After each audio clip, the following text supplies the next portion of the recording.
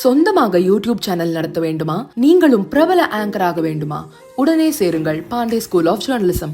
Contact 7388242242. தமிழ்நாட்டில் ஒரு முதலமைச்சர் தலைமையில் ஒரு பெரிய பேரணி நடந்தது. அதை பற்றி முன்னாள் அமைச்சரும் முன்னாள் இராணுவத்துறை அமைச்சரும் முன்னாள் எம்எல்ஏவுமான செல்லூர் ராஜு அவர்களிடம் பத்திரிகையாளர்கள் ஒரு கேள்வி கேட்கும்போது, இந்த ஊர்வலத்தை பற்றி என்ன நினைக்கிறீங்கன்னு கேட்கும்போது, அவர் முன்னாள் இராணுவ வீரர்கள் ரொம்ப தரக்குறைவாக பேசிட்டாரு. இராணுவ வீரர்களே தரக்குறைவாக பேசிட்டாரு. எல்லையில் போய் இராணுவ வீரர்களை சண்டை போட்டாங்க, அவங்களுக்கு பெரிய இதாக நினச்சி நீங்கள் ஊர்வலம் நடத்துறீங்க, என்ன வேடிக்கையாக இருக்குது அப்படின்னு சொல்லிட்டு ரொம்ப தரக்குறைவாக பேசிட்டாரு.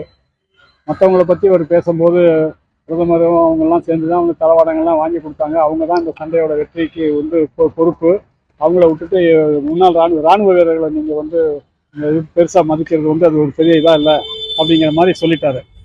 இது இராணுவ வீரர்களை ரொம்ப துச்சமாக மதித்து நினச்சி அவமரியாதை பண்ணது தமிழ்நாடு, பாண்டிச்சேரி மட்டும் இல்லாமல் தென் மாநிலங்களில் பூரா ஒரு பெரிய வைரலாகி ஒரு பெரிய கொந்தளிப்பான ஒரு நிலைமையை முன்னாள் இராணுவ மத்தியில் இது உண்டாக்கியிருக்குது.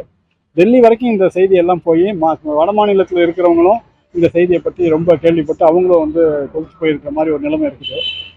இந்த செல்லூர் ராஜு அவர்களுக்கு நாவடக்கம் வேணும். அது கொஞ்சம் நாகரிகம் இல்லாமல் பேசியிருக்காரு. அவருக்கு இந்திய இராணுவத்தை பற்றியோ இல்லை இராணுவ வீரர்களை பற்றியோ என்ன தெரியும்? அவருக்கு ரொம்ப கேவலமான ஒரு இதில் என்னன்னா, அவரை சார்ந்திருக்கிற கட்சி தலைமையோ வேற யாரோ அவரை இது மாதிரி பேசுறது தவறுன்னு கண்டிக்கிறதா தெரியல.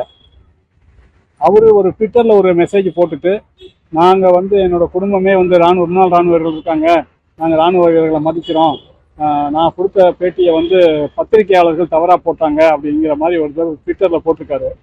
பத்திரிகையாளர்கள் நீங்கள் சொல்கிற செய்தியை தவறாக போட்டுக்கலாம், நீங்கள் பேசுனதை டிவியில் வந்திருக்கிறத தவறுன்னு சொல்ல முடியுமா?